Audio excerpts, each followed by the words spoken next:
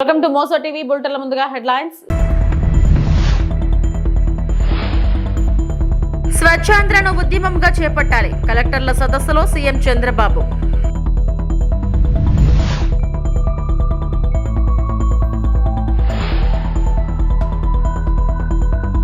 తిరుమల శ్రీవారి సేవలో మారిషస్ ప్రధాని నవీన్ చంద్ర.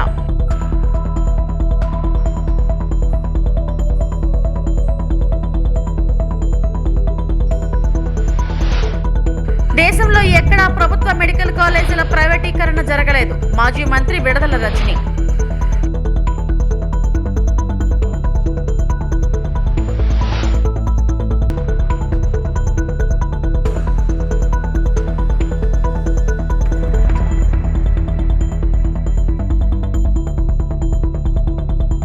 భారత పర్యటనలో ఉన్న మారిషస్ ప్రధాని నవీన్ చంద్ర తిరుమల శ్రీవారిని దర్శించుకున్నారు.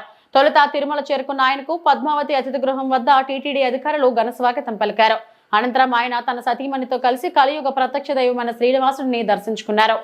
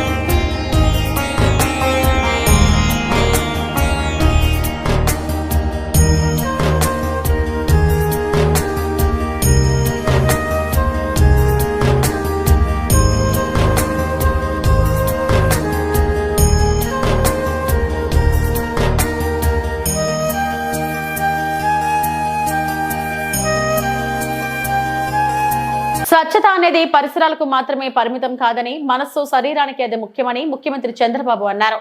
కలెక్టర్ల సదస్సు రెండవ రోజు స్వచ్ఛ భారత్ సర్క్యులర్ ఎకానమీపై చర్చించారు.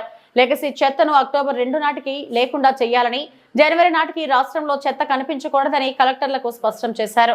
రాష్ట్రంలో ఎక్కువ టూరిజం అభివృద్ధిపై దృష్టి సారించాలంటూ పలు సూచనలు చేశారు.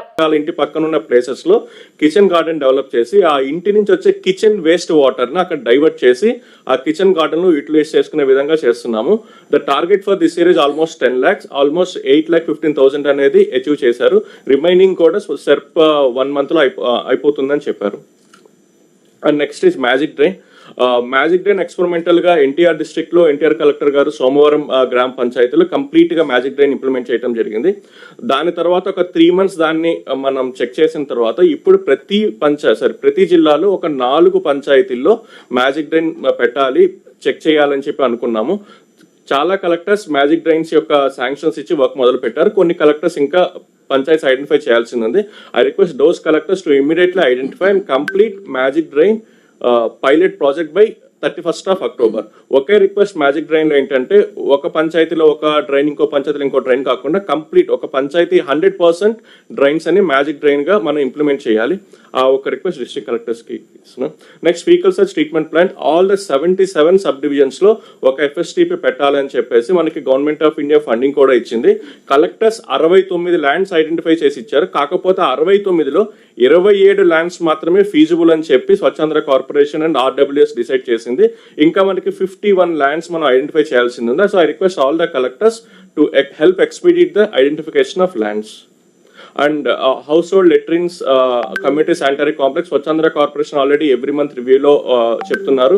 With in a span of next 1 month try to complete all the individual household latrines. ఇంకా ఎక్కడైనా సరే కమ్యూనిటీ ప్లేసెస్ లో కమ్యూనిటీ శానిటరీ కాంప్లెక్స్ కావాలి అన్నా, ఇండివిజువల్ హౌస్ హోల్డ్ లెట్రిన్స్ కావాలి అన్నా తొందరగా శాంక్షన్స్ ఇచ్చి కంప్లీట్ చేయాల్సిందిగా రిక్వెస్ట్ చేస్తున్నాం. And one more thing, there is no payment pending for individual household latrines and community sanitary complex. All the vendors who are constructing it has been paid. And ODF plus model declaration, మనం 4 quarters లో ఏ district ODF plus model గా declare చేయాలని చెప్పి అనుకున్నాము. Q1, Q2 almost మనం అనుకున్న విధంగానే ప్రతి జిల్లా డిక్లరేషన్ చేయడం జరిగింది. Q3 అంటే అక్టోబర్ నుంచి డిసెంబర్ లోపల, Q4 జనవరి నుంచి మార్చి లోపల డిక్లేర్ చేయాల్సిన డిస్ట్రిక్ట్స్ కూడా please get ready and ensure that ODF plus model 100% declare అయ్యే విధంగా మీ సపోర్ట్ కావాలి. దేశంలో ఎక్కడా లేని విధంగా ప్రభుత్వ మెడికల్ కాలేజీలను ప్రైవేట్ వారికి అమ్ముకుంటున్న పాపానికి ఒడుగడుతున్న సీఎం చంద్రబాబు చరిత్రలో దోషిగా నిలబడిపోతాడని మాజీ మంత్రి విడుదల రజనీ మండిపడ్డారు. తాడేపల్లి వైఎస్ఆర్సీపీ కేంద్ర కార్యాలయంలో ఆమె మీడియాతో మాట్లాడారు. ఏలూరు, మచిలీపట్నం, నంద్యాల, రాజమండ్రి ఈ 5 మేము ఏదైతే ప్లాన్ చేసుకున్నామో ఈ రాష్ట్రంలో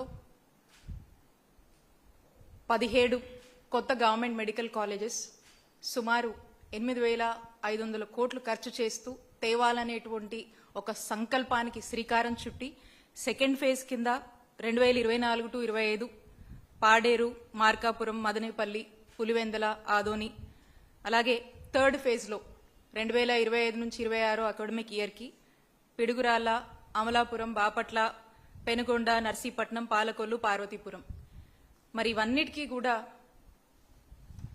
పూర్తి స్థాయిలో అనేక రివ్యూస్ కండక్ట్ చేసి వార్ ఫుటింగ్ బేసిస్లో ఈ కాలేజెస్ అన్నీ కూడా మన ప్రజలకు అందుబాటులోకి తీసుకురావాలి. ఒక విద్యా భద్రత కల్పించాలి, ఆరోగ్య భద్రత ఈ రాష్ట్ర ప్రజలకు కల్పించాలని చెప్పి అడుగులు వేసినటువంటి ఘనత ఆనాటి జగనన్న ప్రభుత్వానికి దక్కుతుంది.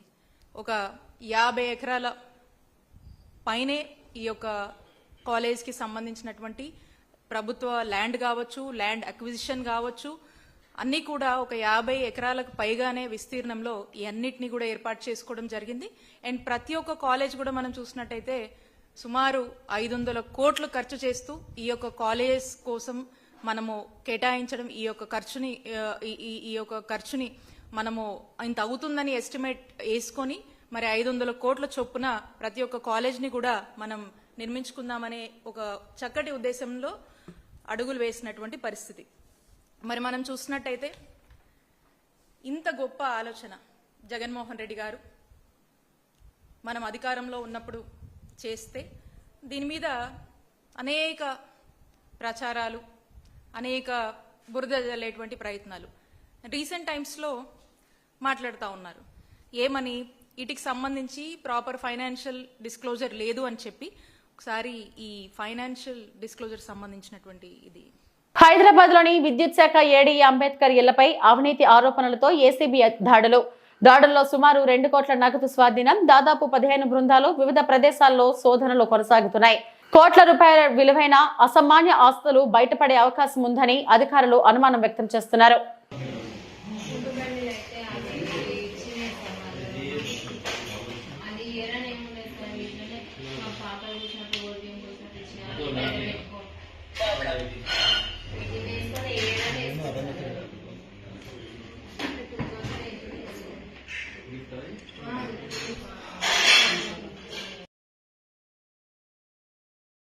ప్రతి ఏటా యూకే ప్రభుత్వం ప్రకటించే ప్రతిష్టాత్మక చీవినింగ్ స్కాలర్షిప్ కు తణుకు 11వ వార్డుకు చెందిన ముల్లపూడి నవీన్ కుమార్ ఎంపికయ్యారు.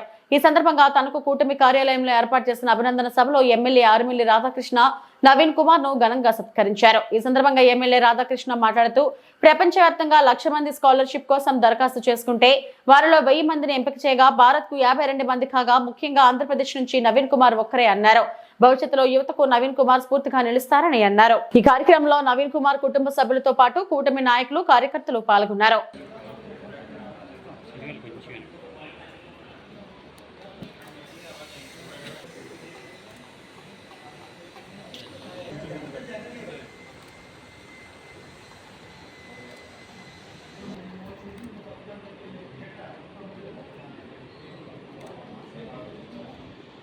విశాఖపట్నం 11వ వార్డుకు చెందిన మన తెలుగుదేశం పార్టీ నాయకులు, కార్యవర్గ సభ్యులు, వార్డు కార్యవర్గ సభ్యులు ముల్లపూడి సర్వేశ్వరరావు గారి కుమారుడు ముల్లపూడి నవీన్ కుమార్ BHLలో ఉద్యోగం చేస్తూ యూకేలో ప్రతిష్టాత్మకమైనటువంటి చెవెనింగ్ స్కాలర్షిప్స్కి అప్లై చేయడం, ముఖ్యంగా ప్రపంచవ్యాప్తంగా దాదాపు 1,00,000 మంది అప్లై చేస్తే మన ఇండియా నుంచి ఇప్పుడు ప్రపంచవ్యాప్తంగా 1000 మంది సెలెక్ట్ అయితే మన ఇండియా నుంచి 52 మంది సెలెక్ట్ అయ్యి అందులో 2 తెలుగువారు, ఆంధ్రప్రదేశ్ నుంచి ఏకైక వ్యక్తి మన నవీన్ గారు. ఈ విధంగా ఆయన ఈ స్కాలర్షిప్ను పొందడం చాలా సంతోషం. ఉన్నత చదువులకి యూకేలో చెవెనింగ్ స్కాలర్షిప్ను పొందడం మనందరికీ కూడా గర్వకారణం.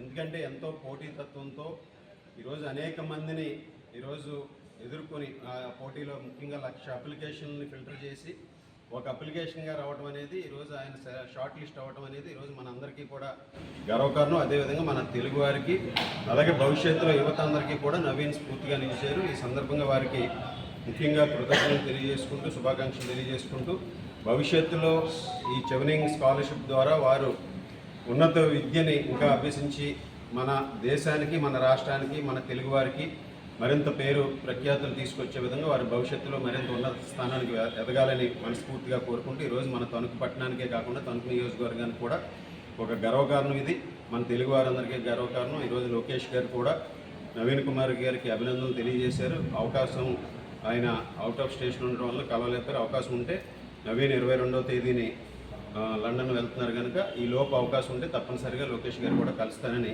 చెప్పడం జరిగింది. వారు కూడా లోకేష్ గారు కూడా శుభాకాంక్షలు తెలియజేయడం జరిగింది. అవకాశాన్ని బట్టి కలవటం కూడా జరుగుతుందని ఈ సందర్భంగా తెలియజేసుకుంటూ వారికి, వారి కుటుంబ సభ్యులకి అందరికీ కూడా మరొకసారి శుభాకాంక్షలు తెలియజేసుకుంటూ ఈ సందర్భంగా నవీన్కి ఆల్ ది బెస్ట్. తాడిపత్రి మున్సిపాలిటీకి 2008కి ముందు నుంచే HMT ట్రాక్టర్లు, 2006లోనే ముందు జాగ్రత్తగా స్కై ల్యాడర్లు ఉన్నాయని, ఇవి ఏ మున్సిపాలిటీలో ఇలాంటి వాహనాలు లేవని మున్సిపల్ కౌన్సిలర్లకు జేసీ హితబోధ చేశారు. తాడిపత్రి మున్సిపాలిటీ అభివృద్ధి కోసం ముందు జాగ్రత్తగా అన్ని వాహనాలు ఏర్పాటు చేశారని జేసీ అన్నారు. ఇప్పట్లో స్కై ల్యాడర్ కొనుగోలు చేయాలంటే 40 లక్షలు అవుతుందని జేసీ కౌన్సిలర్లకు తెలిపారు. HMT ట్రాక్టర్లు, స్కై ల్యాడర్ కొనుగోలు చేసి 20 సంవత్సరాలు పూర్తి అయినా ఇప్పటికీ చెక్కు చెదరలేదని అన్నారు. HMT కంపెనీ మూసివేసినా ఇప్పటికీ మేము తెచ్చిన ట్రాక్టర్లు రోజు వినియోగిస్తున్నామని వాహనాలు చూపిస్తూ జేసీ కౌన్సిలర్లతో అన్నారు. అలాగే ఈ వాహనాలు ఏ మున్సిపాలిటీలో లేవని, ఎక్కడైనా ఉంటే చూపిస్తారా అంటూ జేసీ ఓపెన్ ఛాలెంజ్ చేశారు. ఎలక్ట్రికల్ వాహనాలు 4 కొనుగోలు చేశారని, మళ్లీ త్వరలో జరగబోయే మరిన్ని వాహనాలు కొనుగోలు చేస్తారని జేసీ అన్నారు. నేను వాళ్ళ సార్ అని వాళ్ళ కంపెనీ ఎత్తేస్తాను అంటే వాళ్ళకి లాస్ వచ్చి, అప్పుడు నేను ఒకటి 3,25,000 పెట్టి 4 కొన్నా. నేను వేరే ఉద్దేశంతో కొన్నా అంటే మున్సిపాలిటీలోనే ఏదో చేయాలని కొన్నా. అంటే మీ అట్లా టోళ్ళకి ఇచ్చి దాన్ని రన్ చేయాలి. సరే ఎందుకు లేని మళ్ళీ అన్ని కలిసి ఇవన్నీ మున్సిపల్ హ్యాండ్ ఓవర్ చేసి ఇది కానీ స్టార్ట్ చేశాను.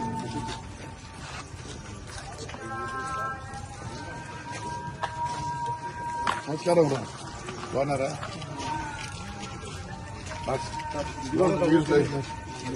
దీంతో కూడా ఇచ్చింది ఆప్షన్లో ఎప్పుడు అయితే పనింది ఆర్టీ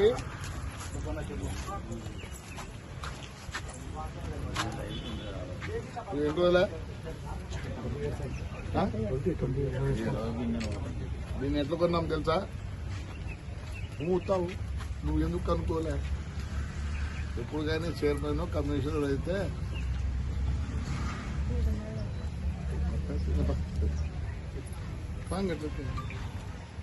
నువ్వు ఎప్పుడు నీ వయసు ఎంత? ఆ వయసు 73. రేపు నుంచి మీరు కదా చూసుకోవాల్సింది. విధంగా నన్ను ఉండించినారు. ఎందుకు ఉండించినారు తెలుసా? ఏందా రహస్యం అన్నా? రాన్నా ముందుకు రాన్నా. నన్ను హ్యాపీగా ఉన్నా. ఎందుకు నేను 73లో కూడా 4:30కు రావాలని తెలిసి వచ్చిన లేసి ఇది మున్సిపాలిటీ కొనిందా? ఇప్పుడు తెలుసా? కొనిందా? డాకరా గ్రూపులో అప్పుడు ఉంటే ఇట్లాంటివన్నీ వస్తా అంటే తిరుమలరెడ్డి నా భార్య పెట్టి పెట్టినాం. దీన్ని కొనాలంటే ఈ పొద్దు 40 లక్షలకి ఇట్లాంటిది కాదు వెరైటీ వచ్చినాయి. కానీ మన మున్సిపల్ స్టాఫ్ కానీ కమిషనర్ కానీ ఇంజనీర్లు వాళ్ళ యొక్క దీని ఇంజనీరింగ్ మళ్ళీ 15 అడిపోయినా అన్ని చేయించినాం. అది మన మున్సిపాలిటీ గొప్పతనం, మా కౌన్సిలర్లు గొప్పతనం. నర్సీపట్నంకు అనుమతులు లేని ఉత్పత్తి మెడికల్ కాలేజ్ తీసుకొచ్చారని తెలుగుదేశం పార్టీ రాష్ట్ర ప్రధాన కార్యదర్శి చింతకాయల విజయ్ అన్నారు. మంగళవారం నర్సీపట్నంలో ఏర్పాటు చేసిన మీడియా సమావేశంలో విజయ్ మాట్లాడారు. అనకాపల్లిలో మెడికల్ కాలేజ్ శంకుస్థాపన 2021 మే 31న అవంతి శ్రీనివాసరావు, అమర్నాథ్, అనకాపల్లి ఎంపీ సమక్షంలో జరిగిందని, అప్పటి ఎమ్మెల్యే గణేష్ కూడా అక్కడే ఉన్నారని గుర్తు చేశారు. దీనికి సంబంధించిన వీడియోను కూడా సమావేశంలో చూపించారు. ఈ మధ్యన నర్సీపట్నంలో కొన్ని పరిణామాలు చూస్తుంటే అందరినీ కన్ఫ్యూజ్ చేసే మోడ్లోకి తీసుకెళ్తున్నారు. ఎందుకు నేను ఏమంటున్నానంటే లాస్ట్ 5 years జగన్ రెజీమ్ ఉందో, ఆ గవర్నమెంట్ ఉందో, ఆ టైంలోని ఎన్నో తప్పిదాలు చేశారు. నర్సీపట్నాన్ని ఒక గాంజాయి హబ్ కింద తయారు చేసి వైసీపీ నాయకులే కొంతమంది కార్యకర్తలు గాంజాయి విషయంలో కూడా ఇన్వాల్వ్ అయ్యి వరంగల్లో లారీలు దొరికిపోవడం కానీ లేకపోతే ఎన్నో విషయాల్లోని వాళ్ళు డైరెక్ట్గా దొరికిపోయారు. నర్సీపట్నం అభివృద్ధి విషయం చూస్తే అన్నీ కూడా కళ్ళబొల్లు కబుర్లు చెప్పడం, మేఘాల్లో మేడలు కట్టడం, ఇవన్నీ చేశారు తప్ప అబద్ధాలు చెప్పి నర్సీపట్నం ఇంటర్నేషనల్ మీడియాలో కూడా ఒక డాక్టర్ మాస్క్ ఇవ్వక చనిపోయిన వైనాన్ని కూడా ఇంటర్నేషనల్ మీడియా వరకు వెళ్ళిపోయింది. ఎవరన్నా ఆ సమయంలో నర్సీపట్నం గురించి మాట్లాడుతున్నప్పుడు అక్కడ డాక్టర్ సుధాకర్ గారు చనిపోయారట కదా, లేదా అక్కడ గాంజా అమ్ముతారట కదా, ఇలా ఈ విషయమైన బ్రాండ్ని, ఒక వర్స్ట్ బ్రాండ్ని తయారు చేసి 5 సంవత్సరాలు నాశనం చేశారు. ఎందుకు? దానికి కారణం ఏంటంటే ఒక సరి అయిన నాయకత్వం లేదు. ఎందుకు ఆ నాయకత్వం లేదని నేను అంటానంటే, ఒక సీఎం దగ్గరికి వెళ్ళి సత్తా ఉండి, దమ్ముండి, బల్లబుద్ధి, నాకు ఇది కావాలి అని అడిగే సత్తా ఒకటి ఉండాలి. రెండోది, ఏ డిపార్ట్మెంట్స్ నుంచి నిధులు తేవచ్చు, ఇవన్నీ కూడా ఆలోచించే వైనం కానీ ఆ విధానం కానీ తెలిసి ఉండాలి. అయ్యన్న పాత్ర గారు ఏంటంటే తెలియకపోతే తెలుసుకొని గ్రౌండ్ డౌన్ టు ఎర్త్ ఉండి నర్సీపట్నాన్ని ఇప్పుడు దాకా అభివృద్ధి చేసే ఆయన గురించి మనం చెప్పవలసిన లేదు. అయ్యన్న అంటే అభివృద్ధి, అభివృద్ధి అంటే అయ్యన్న అని చెప్పి తీసుకెళ్తుంటారు. నేను ఎందుకు ఈ మాటలన్నీ అంటున్నానంటే, మొన్న వైసీపీ నాయకులు అమర్నాథ్ గారు కానీ, లేకపోతే ఇక్కడ పోటీ చేసిన గణేష్ గారు కానీ, లేకపోతే మిగతా వాళ్ళందరూ కూడా అందరూ వచ్చి మాకారపాలెంలో ఇది మెడికల్ కాలేజీ జగన్ గారు కట్టించాలని అనుకున్నారు, దీన్ని ఏదో చేసేస్తున్నారు అని చెప్పి అక్కడంతా తిరిగి ఒక షోని ప్రదర్శించారు. అనకాపల్లి జిల్లా బుచ్చాయిపేట మండలం వడ్డాది గ్రామంలో రైతులకు యూరియా పంపిణీ చేసిన చోడవరం ఎమ్మెల్యే కేఎస్ఎన్ రాజు ఇప్పటి వరకు 1350 బస్తాలు యూరియా బస్తాలను పంపిణీ చేయగా మరో 500 బస్తాలు అవసరం ఉందని, అవి కూడా 2-3 రోజుల్లోనే తెప్పించి రైతులందరికీ అందిస్తామని తెలియజేశారు.